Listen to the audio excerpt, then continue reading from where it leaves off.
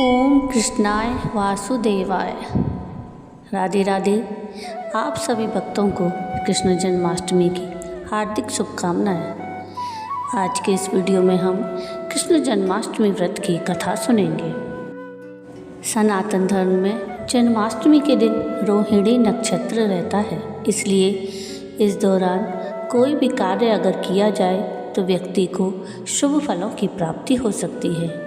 वहीं इस साल जन्माष्टमी का व्रत दिन शनिवार 16 अगस्त को रखा जाएगा। इस दिन ऐसी मान्यता है कि अगर आपके जीवन में किसी तरह की कोई समस्या आ रही हो तो आप लड्डू गोपाल की पूजा करें और उनके मंत्रों का जाप करें। इससे व्यक्ति की सारी परेशानियां दूर हो सकती हैं। लड्डू गोपाल की पूजा करने से भक्तों के जीवन में आ रही समस्याएं दूर होती हैं और उन्हें मनोवांछित फल की प्राप्ति होती है।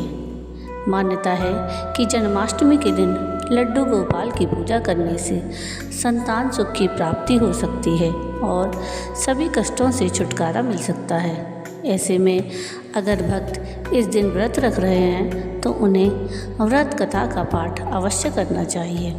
तो आइए सुनते हैं जन्माष्टमी की व्रत कथा। बोलिए श्री कृष्ण भगवान की जय। द्वापर युग में मथुरा नगरी पर कंस नाम का एक राजा राज्य करता था। कंस अपनी बहन देवकी से बड़ा प्रेम करता। जब देवकी का विवाह वासुदेव से हुआ तो कंस खुद उन्हें बड़े धूमधाम से विदा करने गया। लेकिन उसी समय आकाशवाणी हुई कि हे कंस, जिस देवकी को तू इतनी श्रद्धा से विदा कर रहा है उसी की 8वीं संतान तेरी मृत्यु का कारण बनेगी। यह सुनते ही कंस का मन डर और क्रोध से भर गया। उसने तुरंत अपनी बहन देवकी और वसुदेव को बंदी बनाकर कारागार में डाल दिया। देवकी ने बहुत विनती की कि उसकी संतान कभी अपने मामा का अनिष्ट नहीं करेगी, लेकिन कंस ने एक ना सुनी। वसुदेव और देवकी के एक एक करके 7 बच्चे हुए और 7 बच्चों को जन्म लेते ही कंस ने मार डाला। अब 8वां बच्चा होने वाला था। कारागार में उन पर कड़ा पहरा बैठा दिया गया। उसी समय नंद बाबा की पत्नी यशोदा मैया को भी बच्चा होने वाला था।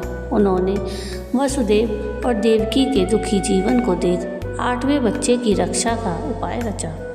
जिस समय वसुदेव देवकी को पुत्र पैदा हुआ उसी समय संयोग से यशोदा के गर्भ से एक कन्या का जन्म हुआ, जो कोई और नहीं योग माया थी। जिस कोठरी में देवकी और वसुदेव कैद थे उसमें अचानक एक प्रकाश हुआ और उनके सामने शंख, चक्र, गदा और पद्म धारण किए चतुर्भुज भगवान प्रकट हुए। दोनों भगवान के चरणों में गिर पड़े। तब भगवान ने उनसे कहा कि अब मैं पुनः नवजात शिशु का रूप धारण कर लेता हूँ। तुम मुझे इसी समय अपने मित्र नंद जी के घर गोकुल में भेज आओ और उनके यहाँ जो कन्या जन्मी है उसे लाकर कंस के हवाले कर दो। इस समय वातावरण अनुकूल नहीं है, फिर भी तुम चिंता न करो। जागते हुए पहरेदार सो जाएंगे, कारागृह के फाटक अपने आप खुल जाएंगे और उफनती अथाह यमुना तुमको पार कर जाने का मार्ग दे देगी। उसी समय वसुदेव नवजात शिशु रूप श्री कृष्ण को सूप में रखकर कारागृह से निकल पड़े और अथाह यमुना को पार कर नंद जी के घर पहुँचे। वहाँ उन्होंने नवजात शिशु को यशोदा के साथ सुला दिया और कन्या को लेकर मथुरा आ गए। कारागृह के फाटक पूर्ववत बंद हो गए। अब कंस को सूचना मिली कि वसुदेव देवकी को बच्चा पैदा हुआ है। उसने बंदी गृह में जाकर देवकी के हाथ से नवजात कन्या को छीनकर पृथ्वी पर पटक देना चाहा, परंतु वह कन्या आकाश में उड़ गई और वहाँ से बोली कि अरे मूर्ख, मुझे मारने से क्या होगा? तुझे मारने वाला तो जन्म ले चुका है और वह जल्द ही तेरे पापों का तुझे दंड देगा। नंद जी के यहाँ भगवान कृष्ण को पाला गया और यशोदा मैया ने उन्हें अपना प्रेम दिया। आगे चलकर भगवान कृष्ण ने ही अपने मामा कंस का वध किया और ब्रजवासियों को उसके अत्याचार से मुक्ति दिलाई। तो ये थी कृष्ण जन्माष्टमी की व्रत कथा। आइए अब हम जन्माष्टमी पर लड्डू गोपाल की पूजा किस प्रकार करें और उन्हें कैसे भोग लगाएं वो विधि हम जानते हैं। तो सबसे पहले आप अपने लड्डू गोपाल की पूजा करने के लिए पूजा की सारी सामग्री को इकट्ठा कर लें। पूजा की सामग्री इस प्रकार है: लड्डू गोपाल की मूर्ति या तस्वीर, बाल गोपाल को पहनाने के लिए सुंदर और नए वस्त्र, उनके आभूषण जैसे मुकुट, कुंडल, हार, बाजूबंद आदि और श्रृंगार सामग्री जैसे चंदन, इत्र, काजल, मोरपंख। पूजा सामग्री पंचामृत यानी दूध, दही, घी, शहद और गंगा जल का मिश्रण।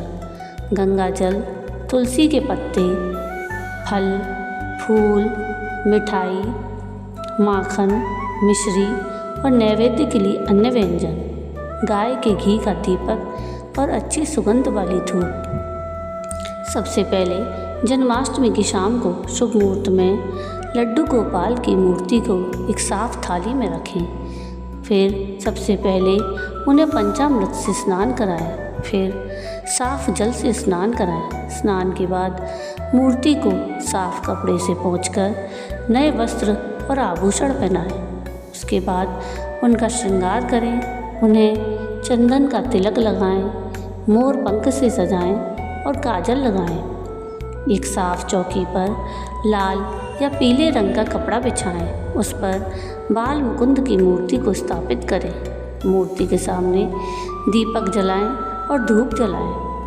पूजा शुरू करने से पहले हाथ में फूल और जल लेकर संकल्प लें। कहें कि आप किस उद्देश्य से यह पूजा कर रहे हैं। इसके बाद ओम नमो भगवते वासुदेवाय मंत्र का 108 बार जाप करें। साथ ही ओम कृष्णाय वासुदेवाय हरे परमात्मने प्रणतः क्लेशनाशाय गोविंदाय नमो नमः मंत्र का भी जाप करने से समस्त प्रकार के क्लेश से छुटकारा मिलता है। अब बाल मुकुंद को फूल अर्पित करें और तुलसी के पत्ते चढ़ाएं। इसके बाद उन्हें माखन मिश्री का भोग लगाएं, क्योंकि यह भगवान कृष्ण को अत्यंत प्रिय है। भोग के लिए अन्य व्यंजन भी रखें। पूजा के अंत में बाल मुकुंद की आरती गाएं और आरती के बाद उन्हें झूला झुलाएं और उनके जन्मोत्सव का आनंद लें। बाल मुकुंद की पूजा करने से बच्चों का स्वास्थ्य, शांति और घर में सुख समृद्धि बढ़ती है। मानसिक शांति, प्रेम और सकारात्मक ऊर्जा का वास होता है।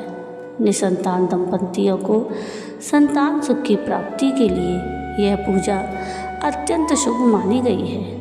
इन सरल तरीकों से लड्डू गोपाल की पूजा करके आप भगवान कृष्ण की कृपा प्राप्त कर सकते हैं और जन्माष्टमी के पर्व को सार्थक बना सकते हैं। भगवान कृष्ण आपकी सारी मनोकामनाएं पूरी करें। जय कृष्ण भगवान की। तो ये थी जन्माष्टमी की व्रत कथा और पूजा विधि। आपको मेरा आज का ये वीडियो कैसा लगा मुझे कमेंट करके ज़रूर बताइएगा। अगर आपको आज का मेरा ये वीडियो पसंद आया हो तो प्लीज़ इसको लाइक शेयर ज़रूर कीजिएगा और प्लीज़ मेरे चैनल को सब्सक्राइब कीजिएगा और कमेंट में राधे राधे ज़रूर लिखिएगा। वीडियो पूरा देखने के लिए थैंक यू। राधे राधे।